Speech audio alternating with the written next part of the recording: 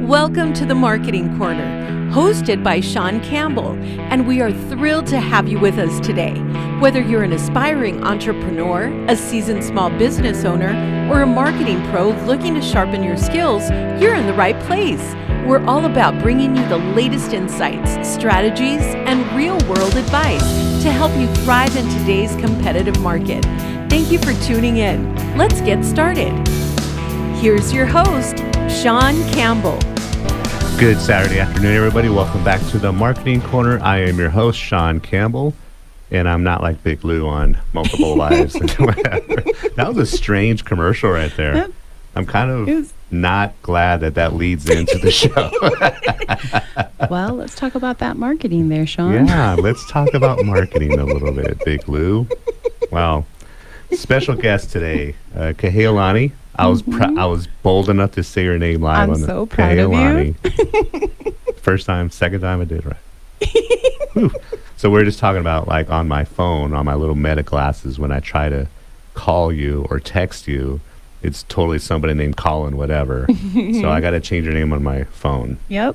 So You gotta find that one. Yeah. And Johnny Vazquez is in the studio as well. How you doing, Johnny? Doing well. How about yourself? Thank you both for being here, and especially yourself, Kahealani, because you went up to Phoenix to pick up your little one. I did. And you came all the way back in time. Thank you so much. Absolutely. Thank you for having us. You're extra giddy today. Yes. You got an extra big smile. I got an extra big smile and You want to say hi to her? vibe. You wanna say hi to Yes. her? Hello, my Caitlin. Welcome, Caitlin. Welcome home. Yeah. Let's talk about Spark Project Collective, the Spark Project Collective, and let's talk as if we're talking to a brand new audience, somebody who's never heard of it. Let's get down to the beginnings of it. And it's a fascinating story. The more I hang out with the two of you, the more I'm so intrigued. Last week, I actually got to see the studios, and it just took everything up to several levels. I love your crew. I love your staff, all your, all the artists there. They're absolutely amazing. Everyone is super unique. Oh, yeah. We all have individuality, but we are still a collective of what we do together. Right. And that's due to this man right here who's all about bringing those from all different places and spaces and giving us that, place to thrive and learn and grow. Yeah, and if you're an entrepreneur out there or a small business owner, I don't care how many, if you're brand new or been in the game for a decade, 2 decades, you're going to learn something today. Just like every time I hang out with Johnny, I feel like he needs to invoice me for his time, because it's just fascinating. So He's like, we can do that. Let's do that. Let's do that. How, where did the idea of the Spark Project Collective, where did it start? So the idea started shortly after I started tattooing about 16 years ago. When I was in California, I spent a lot of time working with different nonprofits. It's one of the things I went to college for. And then when I started tattooing, I started to realize maybe the two worlds can cross together. So I kind of did a little test, bringing people in, utilizing the funding that I made, and then finding ways to give back to the community. But being where I was at, it's really tough because the community was very much, well, what is this doing for me? And I'm like, it's not doing anything for you. It's for the nonprofit purposes. So I kind of slowed it down, stopped it. It was very much a true nonprofit out in California. So I had programs that I would be doing outside of the tattoo shop. But the funding was raised through my tattooing. Then my daughter was out in Tucson, so I started coming out here to visit. And at some point, I was like, okay, I feel like I'm ready to retire. Like, it's just this random thought in my head, because I've been doing businesses since I was 14 years old. Moved out to Tucson, did the retiring thing, but got bored after about 6-7 months. So out of nowhere, I started driving Ubers. And I was like, I need to understand the community. So I started picking people up and talking with them, and I slowly discovered, like, well, maybe Tucson is the place to try this concept where an industry that's viewed as kind of scary can be brought to life with something that's very useful for the community and helping with children with disabilities. So it's kind of where Spark got its start. I mean, it wasn't severely thought out. It happened very organically. It's gone through a ton of stages. What we have today is not what it was intended when it first started out. It was supposed to be me and 2 other people tattooing and piercing and giving back to the community. I think we're now at 23, 24 total workers. We're finding different ways to get into the community. The size of the building went from 1,500 square feet to now I think we're upwards of 11,000 square feet and looking for another larger building. Yeah. So it still fascinates me, even though I'm with you guys, at least once a week now, how it's part tattoo shop, part nonprofit, part almost like an incubator for future entrepreneurs as well, and how you've collided all this together. And we haven't even talked about your part in this, Kahealani. That's number 5. Print shop. I was yep. We have the print shop, and we, there's a lot of moving parts that make Spark possible.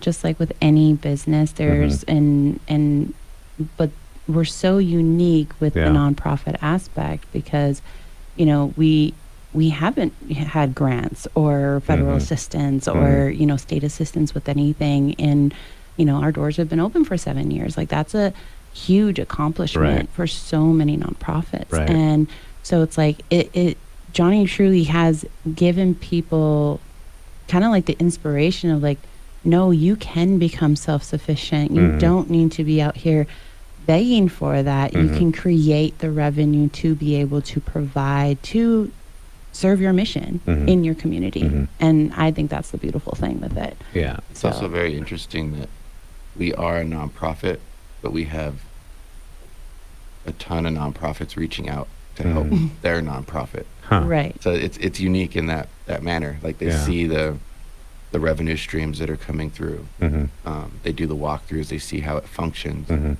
So it's been interesting having nonprofits ask another nonprofit to do nonprofit work for their nonprofit.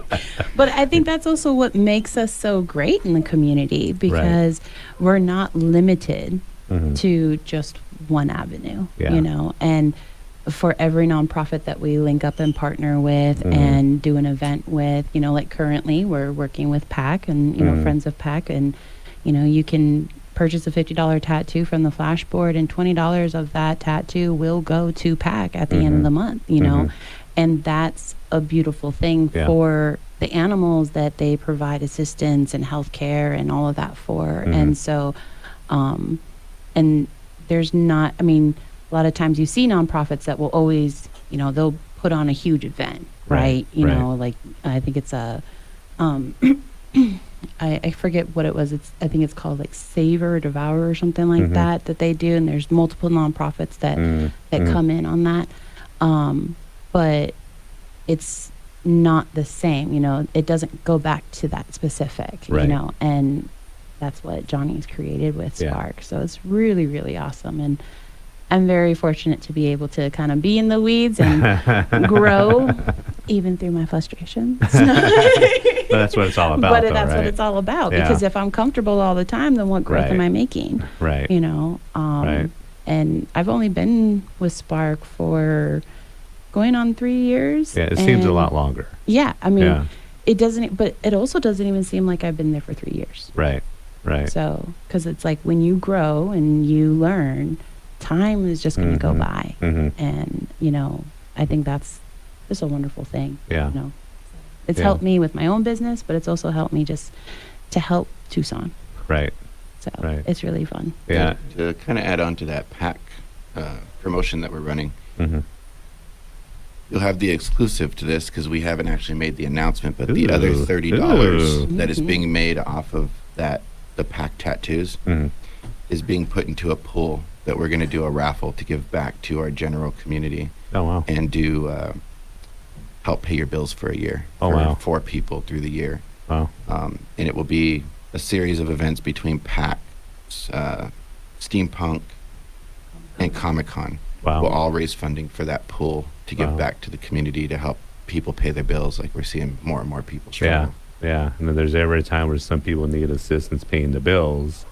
It's I don't know now. if you've watched the stock market lately, but hey, not to get on one side or the other. I'm very neutral, guys, out there. I'm just looking at my phone and seeing the stock. That's all I'm saying. I'm making an observation. Making an observation, Making right? an observation. That's all I'm saying. We're listening to Marketing Corner. We're done with the first segment. We'll be back in a few minutes with Johnny Vazquez and Kahealani. 6 times. Yeah. And we're back with the Marketing Corner. I'm your host, Sean Campbell. And speaking of CE photography, I wonder how Candace has done in Vegas today. Oh. She's doing what, the Iron Man? Oh, that's right. What's it called? The I thought Mud Run? The No. Mud Run. I think it's the Mud Run. It's the Mud yeah, Run. the Mud Run. It's like a 3K or a 5K. Yeah. Yeah. She's been training for that. Yeah, no, I'm pretty excited. Yeah, pretty excited to hear how she's going to be doing. Let's hope she makes it back. Hope she does well. We wish her well. Also wanted to give a shout out to Hartman Glass. Mm-hmm. They listen to the show, so if you're listening right now, Hey. thanks for listening. I appreciate it. I ran into them this week, and they had some comments about the show. It's very flattering when someone makes some, whether it's positive or, as long as you're listening, that's all I care about. Right. Yeah. So Hartman Glass. Appreciate you guys. Hope you guys are doing well today. I know we're talking about Spark Project Collective, but I want to pick your guys' brain about something, right? When you guys are approached by a customer or a client or even a vendor, and they're stating something to you that is implicitly wrong, and it's something that you guys are an expert in, how do you handle that? Personally, I just start by acknowledging what they're telling me. Yeah. And, I'm pretty blunt and upfront. Yeah, that's one thing I do Yeah, appreciate. I know where I stand with Johnny Vazquez. Yeah, so I kind of just acknowledge their opinion and then give my opinion back. Yeah. But I try to give examples of where I've encountered whatever we're discussing and how it didn't or did work for me. Yeah. I'm kind of the same, but I have noticed that when someone is like, they're almost trying to like make me change what it is, right? That I believe, right? Yeah. I always kind of bring it back to a center of like, it's opinions, right? And opinions, you can have your opinion. Yeah. Your feelings are valid. Yeah. And I understand that. I validate that for you, but this is mine. Yeah. And, either we mesh or we don't. Yeah. Can I tell you guys a story? This year so far, I've had 2 occurrences where I've been told by, I'm in marketing, been told by the clients, let's say a marketing director and someone in that position. 2 big wows this year so far. One, the marketing director came in and this person was like, yeah, we're going to change the name of the business. It's been around for 20, 30 years. And I'm like, why'd you want to do that? Well, because you know how Google listings are alphabetical. What? And I'm sitting there going, okay, all right. So it's a very delicate conversation when she's there, the new marketing director. Yeah. And you're trying to explain, well, no. Maybe the yellow pages were. And then one this week where I was told that I was wrong about something. I was trying to give some direction on Facebook, right? And I was told by this person that, no, what did you say? No, TikTok was bought by Facebook. Yeah, she's like, yeah, when so-and-so saved TikTok, Mark Zuckerberg bought it the same day. And I'm like, really? That's new to me, too. I was about to say, I wasn't tracking that one. I'll be honest, I'll let that one go because I'm like, I'm not even going to fight this fight. Let them believe. So, yeah, let them believe. Let them believe. If they're open to the discussion, then you can go forward. If they're not, then I did see a door that was open on that one. I was like, okay, next topic. Yep. Just got to go ready next. Yeah. Let's get back to Spark. Let's get back to Spark. What's going on with steampunk? You mentioned that before the show started. Let's talk about that. For your special listeners out there and My everyone special that's here, listeners, right? yes. So Spark Project Collective will be at the vendor hall at the Wild Wild West Con Steampunk at Casino del Sol from March 21st to the 23rd. That's a week from today. Yep. A week from today. And so they have 3-day passes for $85. But if they enter our special code, which is Spark Maverick, right? Spark Maverick, you will be able to get that $85 pass for $30. Wow. So it's a great savings. Yeah. And that's going to let you go to the panels, the programming, the fashion show. And it's just going to be able to help you immerse yourself into that environment and into that culture, right? And the vendor hall, though, is free. You do not have to have a pass. You do not have to buy anything. You can just come to the casino, park in the parking garage, and come right into the ballrooms, and you will see Spark Project Collective. We will be doing special tattoos. We will also be having our readers there as well. So you can get a reading. You can go ahead and look at our brand new merch that we will be also going ahead and, we'll be having a little bit of few surprises out there for people. And you can participate in the bingo. You can participate in the crow exchange, which is like where you can get a little trinket from us, you know. So it's just going to be a great time to really meet. But you're going to meet people from literally all over the nation, because we have vendors from the East Coast all the way to California, like all over the nation. They all come here. So we have about 150 vendors there. Dina, Zoe, and Jason have done an amazing job at really creating this community culture for this event. So it's definitely one people want to go out for, and it really doesn't cost if you just want to go and see something different, go right down Valencia, go over to the casino and go to the ballrooms, and it's a great time. But they also have workshops that you can purchase. Like, you can make a Nerf gun holster, like steampunk edition. You can make your own steampunk hat. You can make your own, I think they call it you have a, like lanterns that you can make. But there's one particular workshop that I'm really excited to do with my daughter while she's here, because she loves art. And they are going to be teaching you how to paint with coffee.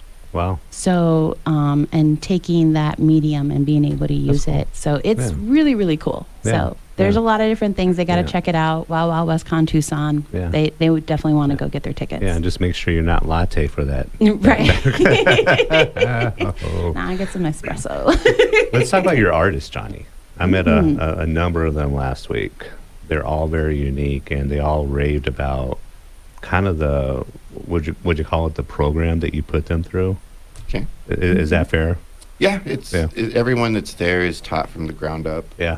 I've made it a key point over the years not to bring in a seasoned artist, because it's not what Spark is about. It's about taking somebody that has been turned away with many different opportunities and kind of show them that there's people out there that care, that will take the time to develop them and train them. Put them in a position to set themselves up for success through retirement age. Yeah, and they all come from different backgrounds, and I can't remember the gentleman's name, but he was in construction. The big guy. Steven,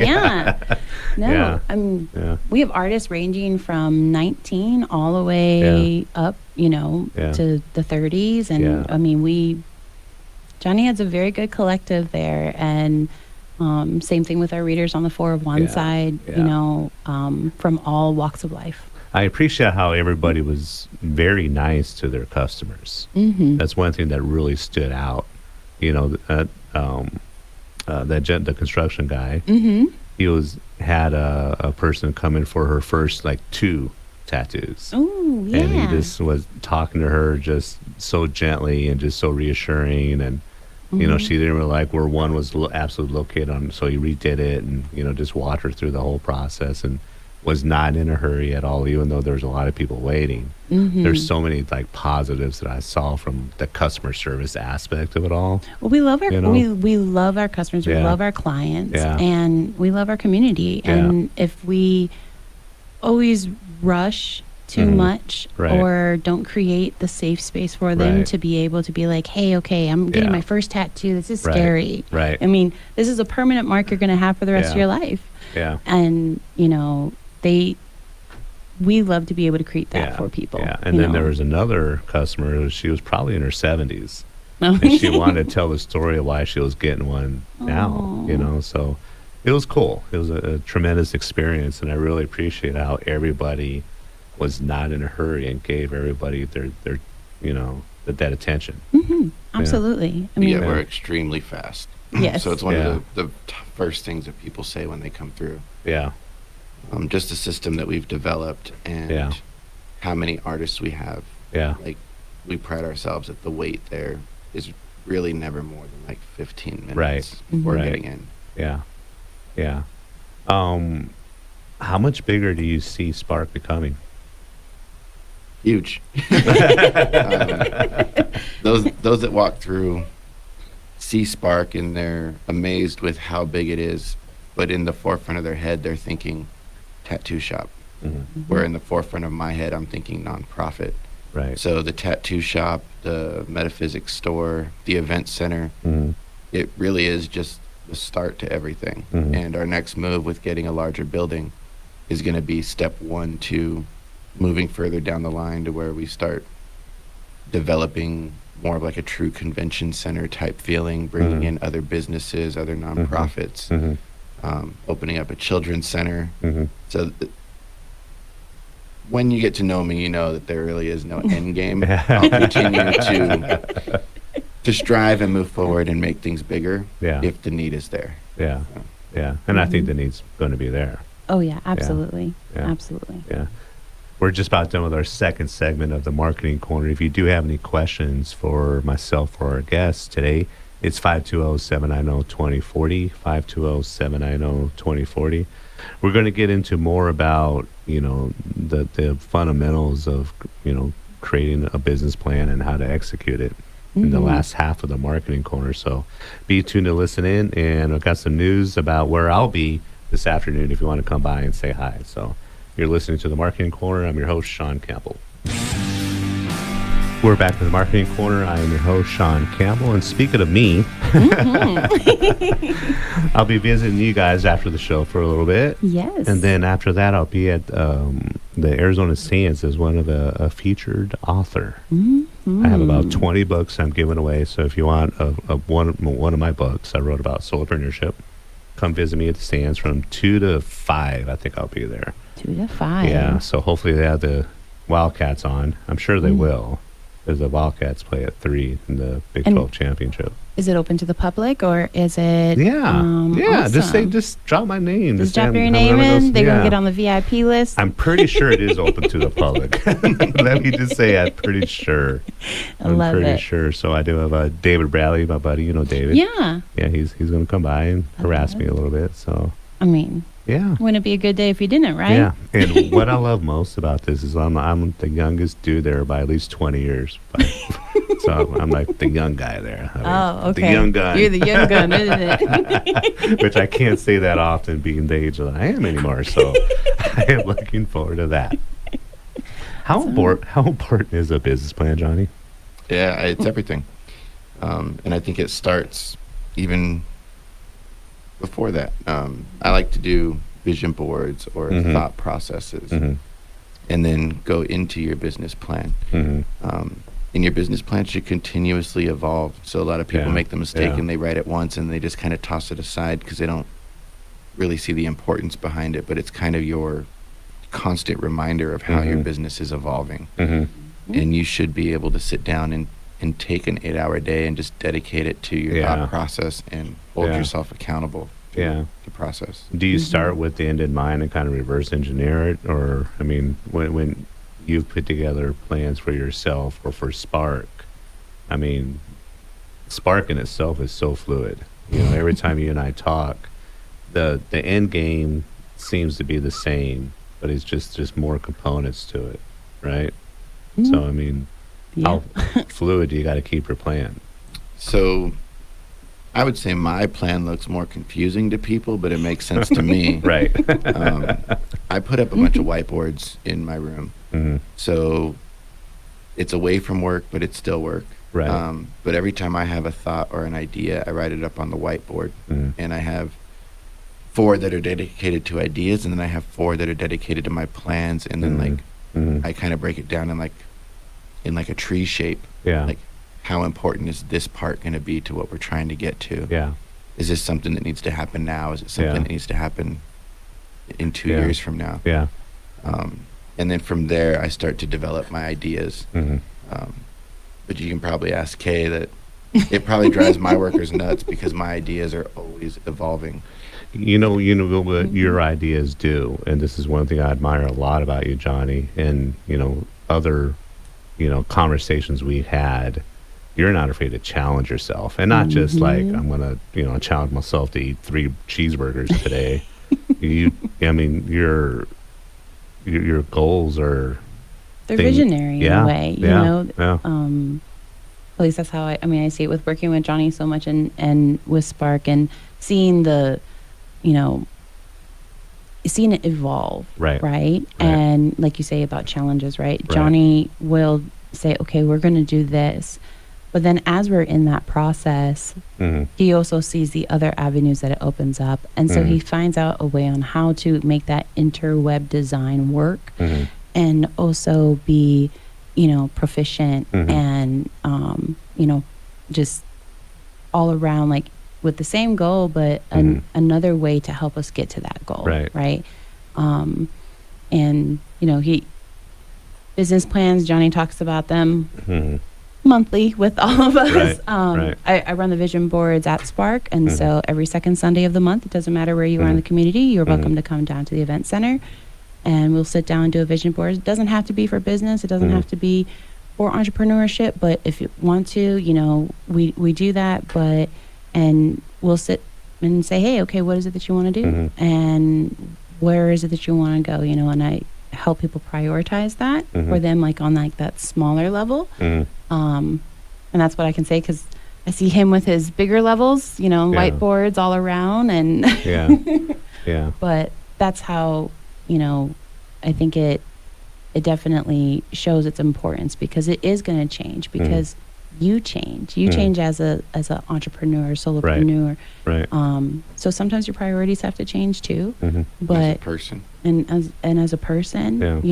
and so I don't think it is just one board and you're done, or one vision and you're done. You're always going to be changing that vision, because you're growing. Yeah. Where did that stem from, Johnny? I mean, it seems like most of your career, and all of it, you've always wanted to push yourself. Is that just something you kind of grew up with, or just? Yeah, I didn't have the easiest upbringing, and I had to learn how to fend for myself, if you will. And most people, when I say I started doing my own personal businesses, technically at about 12, I would go to the different Little League parks, and I'd make lemonade stands, and that idea came from a movie. And I was like, well, can I do that in real life? My scenario is I'm broke, or my family's broke, but I want certain things. And I was always told by my grandparents, it's more my grandfather, if you want something, make it happen. So it's always kind of stuck in my head. And even to this day, like, my thoughts and my ideas are very grand. And most of the time when people hear it, they're like, that's not possible, or they're scared of the idea. And I'm like, hey, it's a series of numbers. It's, what is the possibility of these things actually coming to life? If it's better than a 40% chance, I'm willing to risk, because without large risks, there's never going to be large rewards. And I'm a firm believer that if I stay stagnant for too long, life is going to pass me by. And I'm here to show others how to make things happen. So. Yeah, it's a whole nother aspect that we can get into and talk forever, is like the analytical side of all your decisions. That's a whole nother show in itself. Yeah. And right now I don't have the brain power to kind of keep up with that, not enough caffeine. But that's another whole nother dimension into when you, Johnny, and when you guys decide to do stuff or not do stuff. I mean, you're a visionary, but you're an integrator at the same time, which is very unique. Usually people are one or the other, or have a little bit, but not to the full tilt that you do, which is odd. And it's people forget that. I think that's a compliment. Yeah, people just forget that I have 30 years of experience of trying and failing. Right. So it's the analytics behind it are what has worked in the past and how can I evolve it into what I'm doing today. Is all of that just in your head, or do you actually put pen to paper and kind of... Most of the time it's in my head. I have thought about writing books at times, but then I'm like, I got things to accomplish. Right. So I don't got the time to write the book. Yeah. AI. Right? Technology's on my side. Yeah, a lot of times it's just learning and adapting and understanding what scenarios are triggering the same way as things that I've had struggles at or failed at in the past, and not repeating the same mistake. Because it's just going to lead down the road of the same failure. So you can't just keep trying to say, oh, well, this is going to happen because I want it to happen. It doesn't work that way. Yeah. Yeah, last week we had David Adams, who played for the U of A football team, drafted in the 12th round. Very much, had an underdog throughout his career. But in between segments, because I told him a little about my stories, like, Sean, you can't try to prove people wrong. You got to prove yourself right. You know what I mean? So that was really profound. It kind of was, I've been thinking about that little statement all week. Instead of always trying to prove somebody wrong, prove to yourself that you were right. Right. So it's a little bit shift in mindset that really kind of, has helped me. Change your perspective. Yeah. And we talked about this week. Yeah, a little bit. We did talk about it a little bit this week. Yeah, it was a nice little shift. Not that I needed a tremendous shift. Not that I'm not motivated. But I think it's more of a positive type of... Absolutely. Sometimes you need something to reinforce you. Yeah. Remind you gently, reinforce you greatly. Yeah. So we're here with the Spark Project Collective, two of the forces behind that. Kahealani, that's 7. That's 7 times now. You told me the full name, and I didn't mess it up.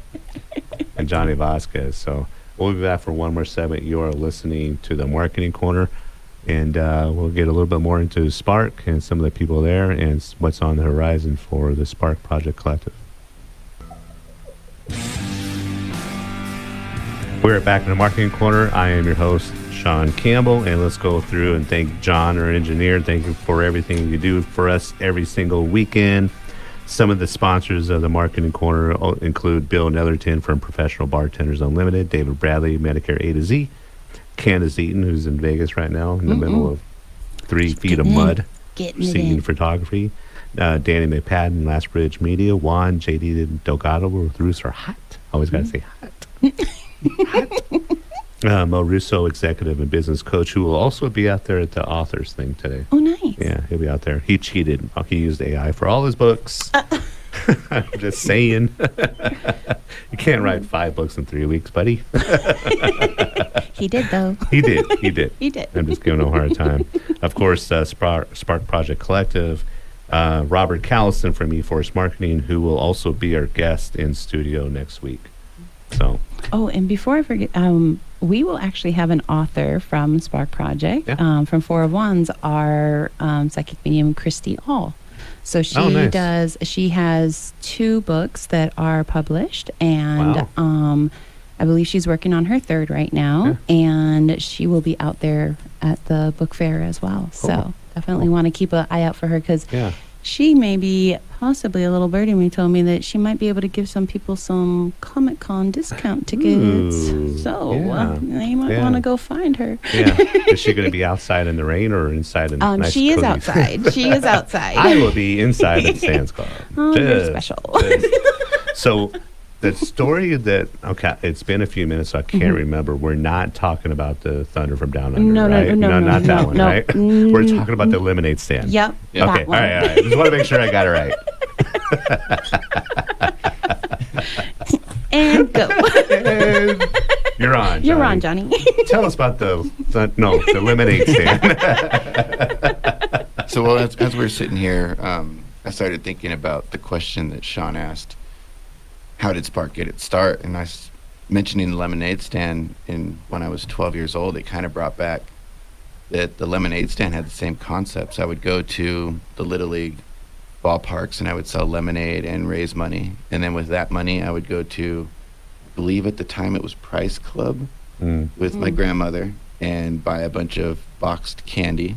And then I'd go to school. Even though I wasn't supposed to, I would sell the candy at school. Then take the funds that I raised off of that, and I'd go to the baseball card store, and I'd take half of it and spend it on Pogs, which were really popular at the time. I love the Pogs. And then half of it on baseball cards. Interesting. And I would take the Pogs to school, play Pogs, win Pogs from the other kids.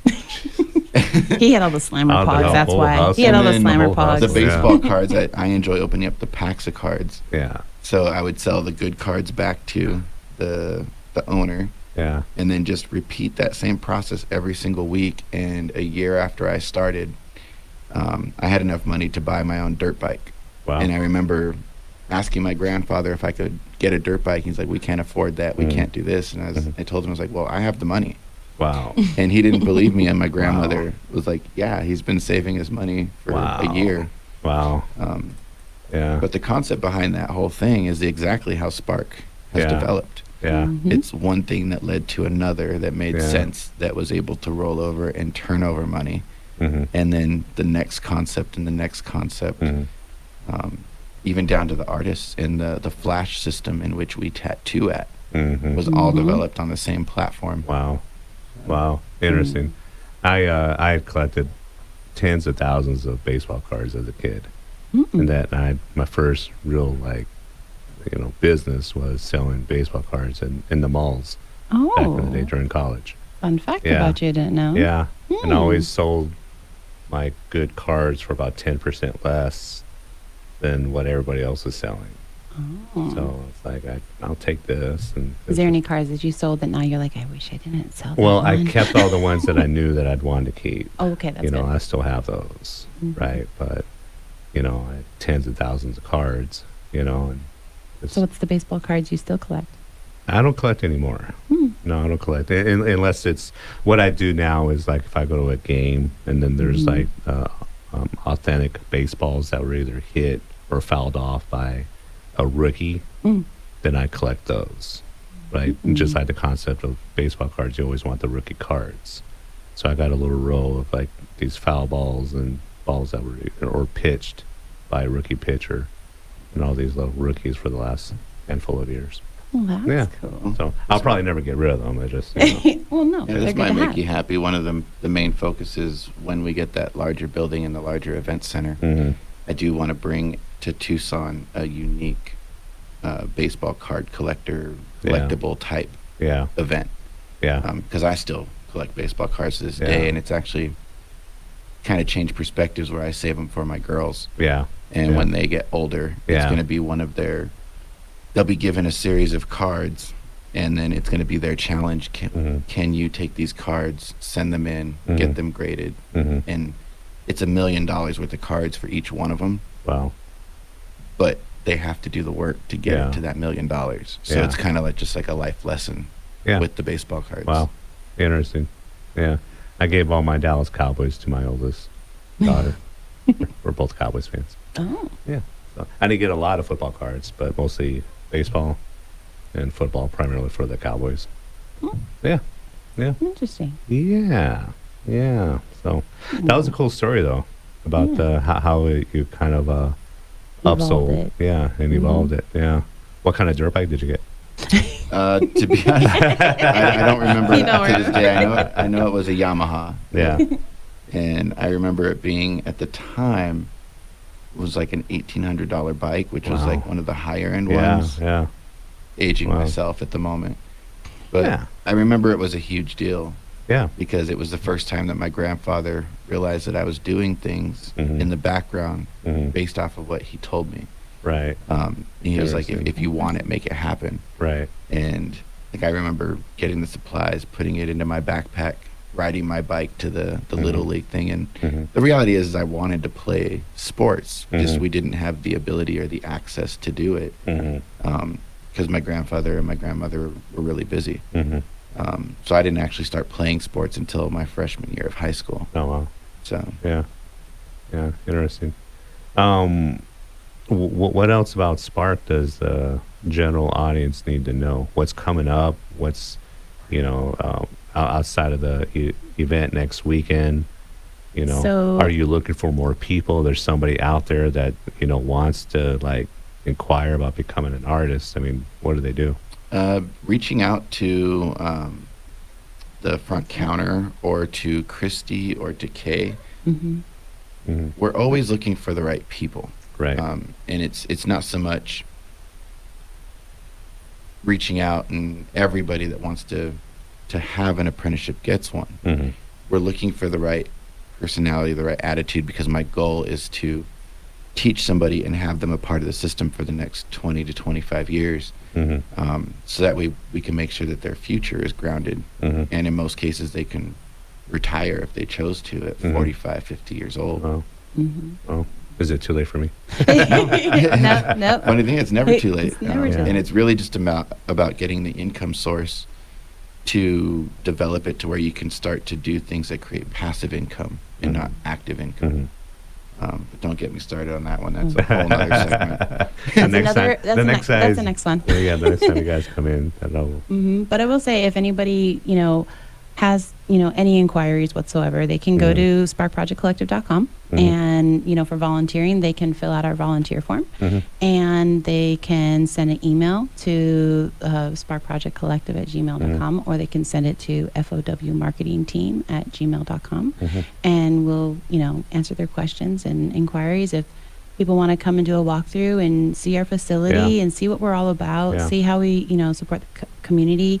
Another event I would like to say, and this hasn't been released yet, so another exclusive for you. We will actually be doing some sound bowl. Oh, yeah. Yes, we will be having some sound bowl healing for the community at a introductory price. And so that will start next month. So people just have to stay watching on our socials, 401's Tucson on Instagram and Spark Project Tattoo on Instagram. So they just got to keep watching on that and we'll be releasing all the special details. I know you're excited about your sound bowls. Oh, I'm so excited about the sound bowls. I really am. There's something about sound and the way that it can resonate and help heal people and ground people back to their center that I love. And, I guess for me, it's just when you are able to experience that, then you want others to experience it, right? Yeah. And so I'm really, really excited for us to actually bring that to the and if someone wants to come in for a tattoo for PAC, what's your location on Broadway? On Broadway, we are 4433 East Broadway Boulevard for the tattoo and piercing shop. And for your metaphysical needs and readings, it's at 4349 East Broadway Boulevard. So right next to the Is it easier to park around the back if you're going to get a tattoo? Yes. Yes. There is more parking in the back. So. Most definitely. Kahealani, thank you. That's 8 times. I said it. Johnny Vazquez, thank you for being here. I know the two of you are very, very busy. I want to follow you over to your location here right after the show. And thank you, everybody out there listening to the Marketing Corner every week. Really appreciate it. Next week, we're going to nerd out completely on digital marketing, which is ironic because it'll be the 30th show, I think, or the 29th show. And we have never had a full show dedicated to this, nothing but digital marketing. Ooh, they're gonna have and to what do I tune in. do? Yeah. So you got to tune in. We're going to be talking websites, SEO, social media, the whole gamut. So tune in next week. Me and this dude named Robert Callison. Oh, be nerding out. So we'll definitely nerd out together. Thank you all. And go Thank Cats! You, Sean. Go Thank Cats for you. the Big 12 conference championship today. Woo-hoo. I think they're going to beat Houston. There we go.